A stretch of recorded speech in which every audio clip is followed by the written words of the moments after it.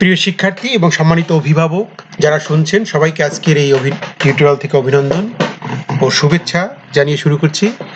আজকে মূলত আমরা নবম শ্রেণীর গণিত এবং বিজ্ঞান বিষয়টি নিয়ে আলোচনা করব। আমাদের 2024 সালের বার্ষিক পরীক্ষাটা কিভাবে হবে, নবম শ্রেণীর প্রশ্ন কাঠামোটা কি কেমন দেওয়া আছে গণিত এবং বিজ্ঞান বিষয়ে, এবং মানবন্টনটা কিভাবে সাজানো হয়েছে, এটি নিয়ে মূলত আমাদের আলোচনা। এবং এটি খুব গুরুত্বপূর্ণ বিষয় এবং এই বিষয়ের উপর ভিত্তি করেই কিন্তু তোমাদের প্রশ্নটা করা হবে। আর এই সব টিউটোরিয়াল তোমরা একসাথে পাবে আমাদের স্কলার একাডেমি ফর অল এই চ্যানেলটিতে।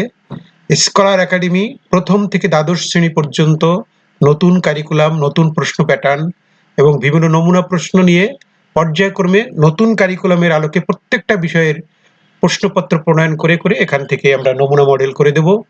সেটি দেখে তোমরা উপকৃত হবা যে তোমাদের কোন বিষয়ে কিভাবে প্রশ্ন আসবে।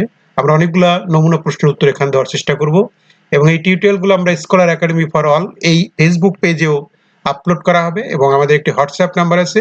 এই হোয়াটসঅ্যাপ নাম্বারে এই টিউটোরিয়াল সম্পর্কিত ভালো লাগা মন্দ লাগা এবং এই পিডিএফ গুলো প্রশ্নগুলো যদি তোমরা পেতে চাও তাহলে তোমরা হোয়াটসঅ্যাপ করতে পারবা এবং আমাদের এই ভিডিও লিঙ্কেও সেই প্রশ্নগুলো দেওয়া থাকবে। প্রথমেই শুরু করছি আমাদের আজকের যে নির্ধারিত আলোচনা রয়েছে সেটির বিজ্ঞান বিষয়টা। প্রথমে বিজ্ঞান বিষয়টা আমরা একটু আলোচনা করব। বিজ্ঞান বিষয়ে তোমাদের যে নির্দেশনা, আমাদের এই যে প্রদত্ত সিলেবাস অর্থাৎ নতুন যে সিলেবাসটা করা হয়েছে, শর্ট সিলেবাসও বলতে পারি, এই সিলেবাসের উপরে ভিত্তি করে হবে প্রশ্ন কাঠামো, প্রশ্নটা। এবং এখানে 4টা অভিজ্ঞতা দেওয়া হয়েছে।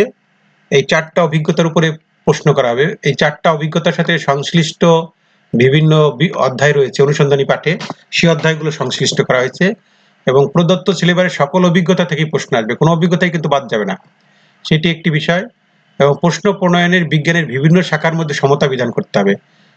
বিজ্ঞানের বিভিন্ন শাখা বলতে কি বুঝলে এখানে, যেমন ফিজিক্স, কেমিস্ট্রি, তাই না, এবং বায়োলজি বা বোটানি, এই যে শাখাগুলো রয়েছে আমাদের, যেটা তোমরা উপরে ক্লাসে উঠলে নবম শ্রেণীতেই যে আগে ছিল এখন তো ওভাবে নেই।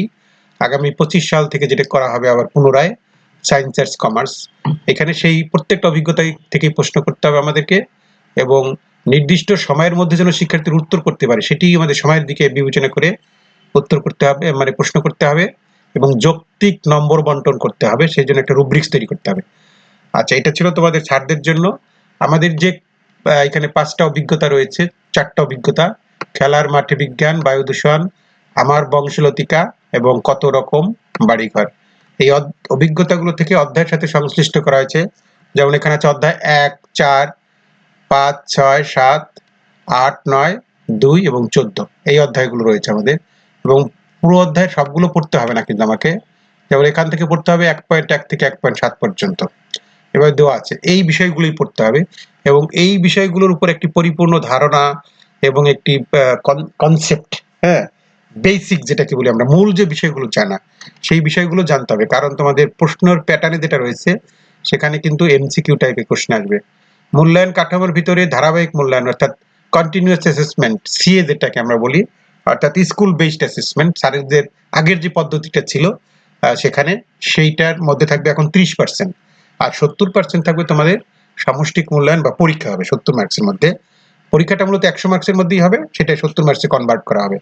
এখন এই যে কারিকুলামের কম্বিনেশন করা হয়েছে ধারাবাহিক মূল্যায়ন এবং সামষ্টিক মূল্যায়ন, সেটি অনেকটাই ভালো আমি মনে করি, কারণ প্রত্যেকটা বিষয়েরই মূল্যায়ন হওয়া উচিত। শুধুমাত্র ধারাবাহিক মূল্যায়নের মধ্য দিয়ে আমরা যে নতুন কারিকুলামের দিকে ছিলাম সেটি থেকে সরকার এখন বের হয়ে দুটোকে কম্বিনেশন করা হয়েছে এবং সামষ্টিক মূল্যায়নের উপর জোর দেওয়া হয়েছে, ধারাবাহিক মূল্যায়নও রয়েছে। ধারাবাহিক মূল্যায়ন বা শিক্ষণকালীন মূল্যায়ন যেটা 30 মার্কস যেটা করা হয়েছে, এই 30 মার্কস মূলত কিভাবে হবে, এটা অনেকের প্রশ্ন যে স্যার 30 মার্কসের মধ্যে কিভাবে কি হবে, সেটির উত্তর আমি বলছি যে এখানে তোমাদের 3টা কাজ দেওয়া থাকবে, প্রত্যেকটায় 10 করে।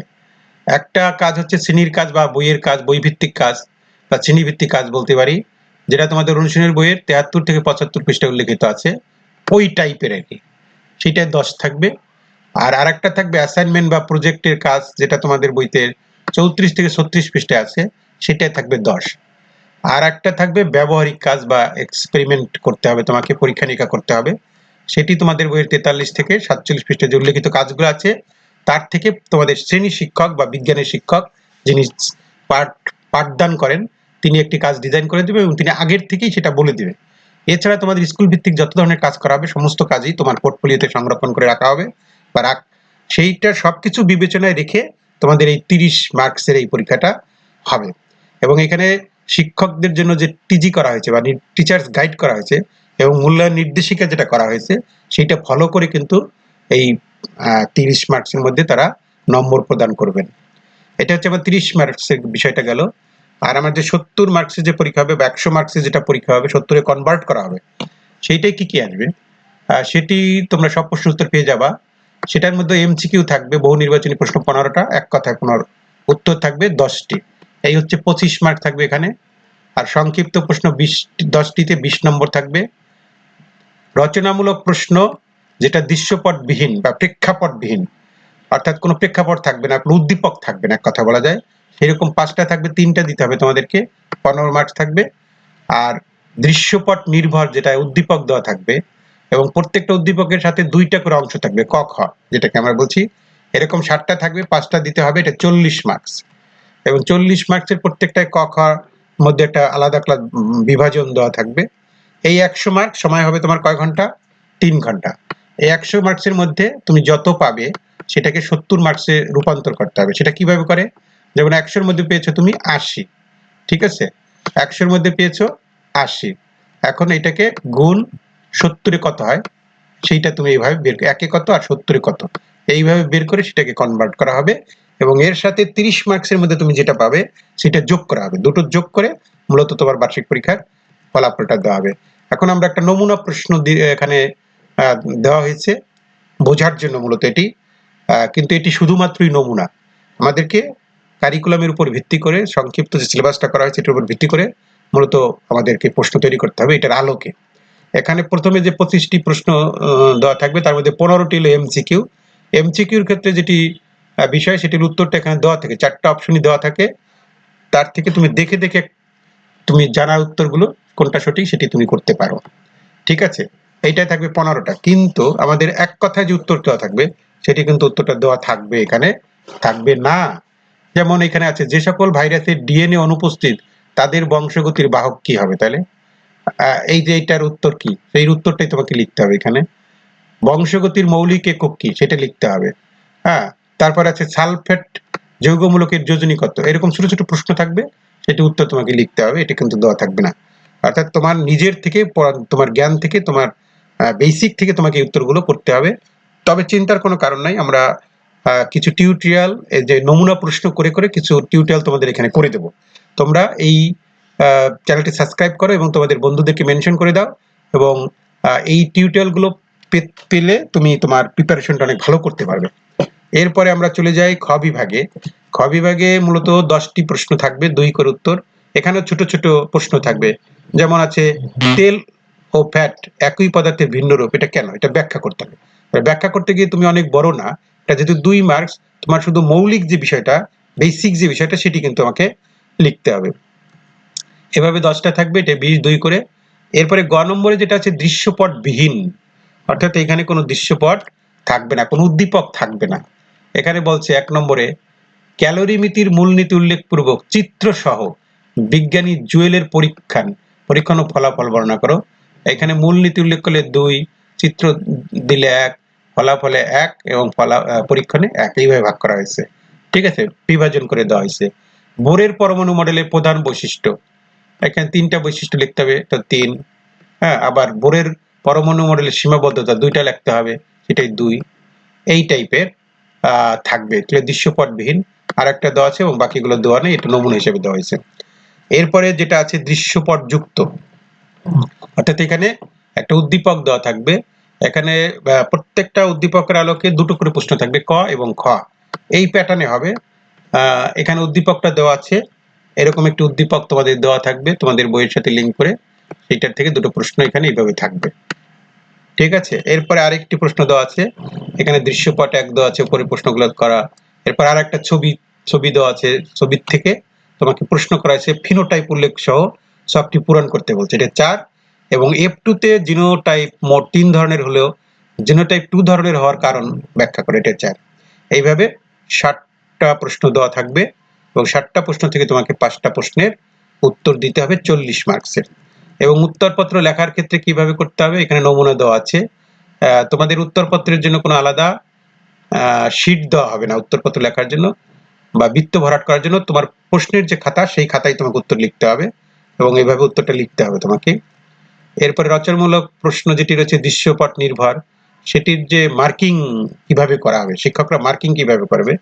মনে করে 1 নম্বরের যে প্রশ্নটা ছিল সেইখানে যদি সঠিকভাবে সূত্রটা লিখতে পারে এবং সঠিকভাবে হিসাব যৌক্তিক বিশ্লেষণ করতে পারলে 4, সঠিকভাবে সূত্র লিখে প্রেক্ষাপট থেকে সঠিক তথ্য চিহ্নিত করে সঠিকভাবে হিসাব সম্পন্ন করতে পারলে 3, সঠিক সূত্র লিখে প্রেক্ষাপট থেকে সঠিক চিত্র চিহ্নিত করলে 2, সঠিক সূত্র লিখতে পারলে 1, কোনো অপ্রাসঙ্গিক মানে উত্তর যদি ঠিক মতো না হয় তাহলে 0। এইভাবে একটা নম্বর প্রদান নির্দেশিকা, প্রত্যেকটা প্রশ্নের এগেইনস্টে একটা নম্বর প্রদান নির্দেশিকা শিক্ষকগণ তৈরি করে নেবেন, মার্কস বন্টন যেটাকে বলি আমরা। এভাবে একটা গাইডলাইন এখানে দেওয়া হয়েছে, তোমাদেরও এটা জানা দরকার যে কিভাবে আসলে মার্কসটা হবে। এখানে যে বিষয়গুলো জানা দরকার সেটা হচ্ছে বিজ্ঞানের যে বিষয়গুলো বা গণিতের যে বিষয়গুলো থাকে সেগুলোতে মূলত সঠিকভাবে লিখলে অবশ্যই মার্কস পাওয়া যাবে এবং প্রত্যেকটা ধাপের জন্য আলাদা মার্কস নির্ধারণ করা থাকে। তাহলে আমাদের মূল কাজ কি? আমাদের মূল কাজ হচ্ছে আমাদের যে 5টা অধ্যায় দেওয়া আছে বা 4টা অভিজ্ঞতা দেওয়া আছে এবং অধ্যায়গুলো দেওয়া আছে, এই অধ্যায়গুলোর উপর আমাদের একটা ভালো প্রিপারেশন দরকার। এবং সেই প্রিপারেশনটা পেতে গেলে তোমাদের স্কলার একাডেমি ফর অল এই চ্যানেলটি সাবস্ক্রাইব করে আমাদের সাথে থাকবা। তাহলে তুমি এইখান থেকে আমরা প্রতিনিয়ত বিভিন্ন মডেল টেস্টের মাধ্যমে তোমাদেরকে আমরা প্রস্তুত করে দেবো। আমরা এবার জানবো গণিত। গণিতের যে বিষয়টি রয়েছে এখানে আমাদের মোট 6টি বিষয় দেওয়া হয়েছে, 6টি অভিজ্ঞতা বলতে পারি আমরা। একটা হচ্ছে অনুক্রম ধারা, একটা হচ্ছে লগারিদমের ধারা ও প্রয়োগ, বাস্তব সমস্যা সমাধানের সমীকরণ, ত্রিকোণমিতি, কৌণিক দূরত্ব পরিমাপের ত্রিকোণমিতি এবং বিস্তার, অর্থাৎ বিস্তার পরিমাপ যেটা হচ্ছে পরিসংখ্যানের আমাদের, অর্থাৎ আমাদের আমাদের মানে ইয়ে রয়েছে কি ত্রিকোণমিতি রয়েছে, আমাদের ত্রিকোণমিতি আছে আমাদের, তারপরে আমাদের বীজগণিত রয়েছে, আমাদের পরিসংখ্যানগত বিষয় রয়েছে। প্রত্যেকটা বিষয়ের উপরে তোমাদের ডিটেলস একটা ধারণা থাকবে এবং প্রত্যেকটা বিষয়ের উপরে একাধিক মডেল টেস্ট বা টিউটোরিয়াল যদি করে দিতে পারি আমরা, তাহলে তোমরা সেগুলো দেখে উপকৃত হতে পারবে। এইটার উপরে আমাদের ভালো একটা বেসিক থাকা দরকার। মূল্যায়ন কাঠামোটা ঠিক একই রকমের, শিক্ষণকালীন 30 এবং সামষ্টিক 70 মার্কসের করা হয়েছে। শিক্ষণকালীন যে 30 মার্কস করা হয়েছে তার প্রথমটা হচ্ছে একটা অ্যাসাইনমেন্ট দেওয়া হবে বা ব্যবহারিক একটা কাজ দেওয়া হবে, সেটা 10 থাকবে, প্র্যাকটিক্যাল যেটাকে বলছি। এখানে একটা নমুনা দেওয়া আছে, এই নমুনার আদলে মূলত দেওয়া হবে। এরপর অনুসন্ধান ভিত্তিক কাজ যেটা দেওয়া আছে এটা দেওয়া হবে 10 এবং তোমাদের শ্রেণীর যে কোনো 10 জন শিক্ষার্থীর উচ্চতা মেপে ব্যবধান করো, ঠিক এই টাইপের থাকবে, ঠিক এইটা থাকবে না কিন্তু এই টাইপের থাকবে। আর শ্রেণীর কাজ আর একটা যেটা আছে সেটা হচ্ছে আমাদের একক কাজ বা দলগত কাজ, ক্লাসে যেগুলো করানো হয় তোমাদের বা বিভিন্ন ছক পুরাণ, অর্থাৎ ক্লাসে আগে যে প্রতিদিনই কিছু কাজ করানো হতো সেই কাজগুলোর উপরে ভিত্তি করে তোমাদের বইয়ের 148 পৃষ্ঠা একটা একক কাজ দেওয়া আছে, সেইটা একটা নমুনা হিসেবে দেওয়া আছে। ঠিক সেই ধরনের নমুনা কাজ তোমাদেরকে দেওয়া হবে, এইটাই 10। এই মোট 3টা কাজ থাকবে এবং এর সাথে সাথে তোমাদের প্রতিদিনের যে ক্লাস বেসড অ্যাসেসমেন্ট হয়, বিভিন্ন কিছু ছাড়ারা করতে দেয়, সেইগুলো কিন্তু তোমার পোর্টফোলিওতে থাকবে।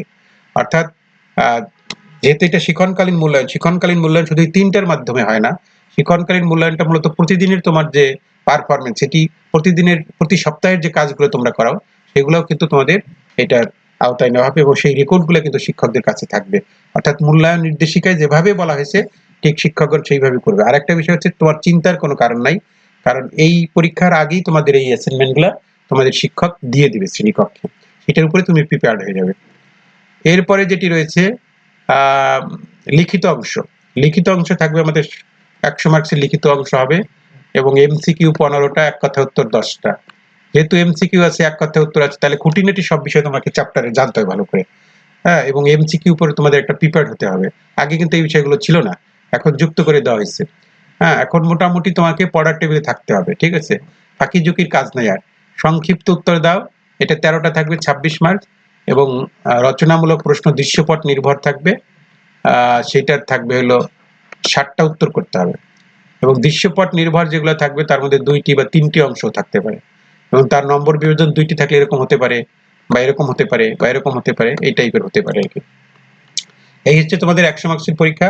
100 নম্বরের মধ্যে তুমি যত পাবে সেটা তাকে 70% কনভার্ট করা হবে এবং পরীক্ষাটা হবে মূলত তোমাদের 3 ঘন্টা ব্যাপী। ঠিক আছে, এখানে আমরা গণিতের যে প্রশ্নের একটা নমুনা এখানে দেওয়া হয়েছে। প্রথমে ক বিভাগ, ক বিভাগে মূলত যে অধ্যায়গুলো আছে সেই অধ্যায়গুলোর থেকে এমসিকিউ ডিজাইন করা হবে 15টা। 15টা এমসিকিউ ডিজাইন করা হবে, এমসিকিউ বা বহু নির্বাচনী প্রশ্ন, এবং 16 থেকে 20-25 পর্যন্ত এইটা থাকবে যে এক কথা উত্তর লিখতে হবে তোমাকে। তাহলে এই এক কথা উত্তর লিখতে গেলে তোমার গণিতের যে বেসিক থাকা দরকার সেটি কিন্তু তোমার ভালো মতো থাকতে হবে। প্রশ্নগুলো কিন্তু ওই ধরনের আসবে, অর্থাৎ মুখস্থ করা, গণিত তো কোনো মুখস্থ করার বিদ্যা না, এটা বোঝার বিষয়, তাই না? সেটি তোমাকে স্ট্রং করতে হবে, তোমার বেসিকটাকে স্ট্রং করতে হবে। এরপরে যেটি আছে খ বিভাগ, খ বিভাগে এখানে আমাদের ছোট ছোট প্রশ্ন থাকবে, 10টা থাকবে, 13টা থাকবে এখানে, 13টা 2 করে 26 মার্ক থাকবে, এবং দৃশ্যপট নির্ভর বা প্রেক্ষাপট নির্ভর প্রশ্ন 10টা থাকবে, 60টার উত্তর করতে হবে। এখানে একটা প্রেক্ষাপট নির্ভর বলতে বোঝায় একটা উদ্দীপক দেওয়া থাকবে, উদ্দীপকটা হতে পারে কোনো চার্ট, মডেল, গ্রাফিক, চিত্র। এটার থেকে দুটো প্রশ্ন করা হয়েছে এখানে, এবং 3 এবং 4 7 মার্কস এখানে। ঠিক আছে, এবার আরেকটা করা হয়েছে, এটার থেকে 3টা করা হয়েছে, 3টা হতে পারে, সেখানে 1 3 3 এভাবে হতে পারে, এভাবে বিভিন্ন প্যাটার্নে মূলত এটা হতে পারে। তারপরে এটা দুটো করা হয়েছে, তারপরটা 3টা করা হয়েছে, 3টা করা হয়েছে, দুটো করা হয়েছে, এইভাবে 3টা করা হয়েছে, 1 2টা বা 3টা এইভাবেই থাকবে। ঠিক আছে, এই হচ্ছে তোমাদের এরকম 10টা থাকবে, তোমাদেরকে সেখান থেকে 60টা প্রশ্নের উত্তর করতে হবে। এই হচ্ছে মূলত তোমাদের প্রশ্নের প্যাটার্নটা। তাহলে প্যাটার্নটা আমরা ভালো করে বুঝে গেছি এবং মান বন্টন কোথায় কি হবে সেটাও বুঝে গেছি। এখন আমাদের মূলত এইটার আলোকে বিভিন্ন নমুনা প্রশ্ন দেখে দেখে নিজেদেরকে প্রিপেয়ার করতে হবে। উত্তরগুলো তোমাদেরকে আলাদা কোনো শিট দেওয়া হবে না, এখানে তোমার ক্লাসের যে পরীক্ষার খাতা সেই খাতায় তোমাকে এটা এইভাবে লিখতে হবে। এবং সংক্ষিপ্ত উত্তরগুলো কিভাবে মূল্যায়ন করা হবে, কিভাবে লিখবা, যেমন খ নম্বরে রয়েছে একটা প্রশ্ন, এক্স এর মান নির্ণয় করো। এইটা করতে গিয়ে এক্স এর মান যদি তুমি বের করতে পারো তাহলে তুমি 2 পাবা, সূচকে প্রকাশ করতে পারলে তুমি 1 পাবা। ঠিক আছে, এইভাবে 2 এর মধ্যে 2 পেতে গেলে তোমাকে এক্স এর মানটা বের করতে হবে, আর তুমি যদি এক্স এর মান বের করতে না পারো, সূচকে প্রকাশ করতে পারছো শুধু, তখন তুমি 1 পাবে। এইভাবে দৃশ্যপট নির্ভর প্রশ্ন মূল্যায়নের ক্ষেত্রেও কিন্তু আমাদের একইভাবে করতে হবে। যদি আমরা একটু দেখি, এই যে এটা একটা দৃশ্যপট দেওয়া আছে, ওখান থেকে বলছিল 18তম মাসে জামিল সাহেবের সঞ্চয়ের পরিমাণ কত, এটা 3 করা হয়েছে। 3 কখন পাবে তুমি যদি পুরো সঞ্চয়ের পরিমাণটা ঠিকমতো বের করতে পারো। সেটা করতে পারো নাই কিন্তু তুমি n তম ধারার সূত্র লিখতে পারছো, তখন তুমি 2 পাবা, এবং ধারায় প্রকাশ করতে পারলে তখন তুমি শুধুমাত্র 1 পাবা। এই হচ্ছে তোমার 3 এর ব্যাখ্যাটা, 3 কিভাবে দেওয়া হবে। এবং খ নম্বরে যেটা আছে, জামিল সাহেব কত বছরে এত টাকা সঞ্চয় করতে পারবে তা নির্ণয় করো। এখানে সময় যদি তুমি নির্ণয় করতে পারো, পুরোটা ঠিকমতো করতে পারো, তাহলে তুমি 4 এ 4ই পাবে। শুধুমাত্র সরলীকরণ করতে পারছো, তখন 3। সূত্রের প্রয়োজনে মান বসাতে পারছো, শুধুমাত্র 2। অর্থাৎ ধাপে ধাপে সমষ্টির সূত্র লিখতে পারছো, তখন 1। আর কিছুই যদি তুমি তখন পারো না, তখন তুমি পাবে 0। এই হচ্ছে আমাদের নম্বর প্রদানের যে নির্দেশিকা, এটি আমরা জেনে নিলাম। শিক্ষার্থী হিসেবে এটি আমাদের জানা থাকা দরকার। তাহলে আমাদের এখন মূল কাজ কি, এই যে প্রশ্ন প্যাটার্নটা দেওয়া হলো, নম্বর বিভাজনটা দেওয়া হলো, এইটার আদলে মূলত আমাদের যে অধ্যায়গুলো আছে, যে চ্যাপ্টারগুলো রয়েছে, সেই চ্যাপ্টারের উপর একটা ভালো প্রিপারেশন নেওয়া, অর্থাৎ চ্যাপ্টার ভিত্তিক প্রিপারেশন নেওয়া। এখানে চ্যাপ্টার কিন্তু কম, খুবই কম, 6টা চ্যাপ্টার দেওয়া হয়েছে।